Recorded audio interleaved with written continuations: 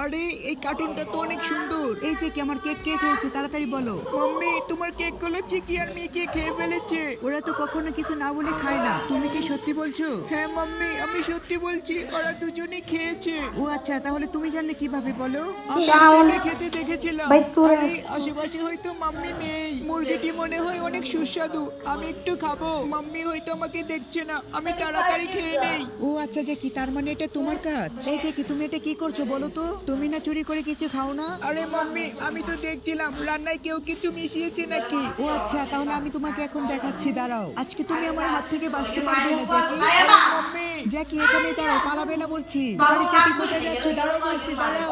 দুয়ার বন্ধ করা যায় নাহলে জুতা দিয়ে বাইরে। আমার মুরগি খেয়েছো। আরে জ্যাকি আমি খুব ক্লান্ত হয়ে গিয়েছি, দাঁড়াও না। মাম্মি আমি তোমার জন্য গিফট নিয়ে এসেছি। ও আচ্ছা, কি গিফট নিয়ে এসেছো দেখি তো। এই বাক্সটির ভিতরে রয়েছে, দেখো। দেখি তুমি আমার জন্য কি নিয়ে এসেছো। আরে আরে জ্যাকি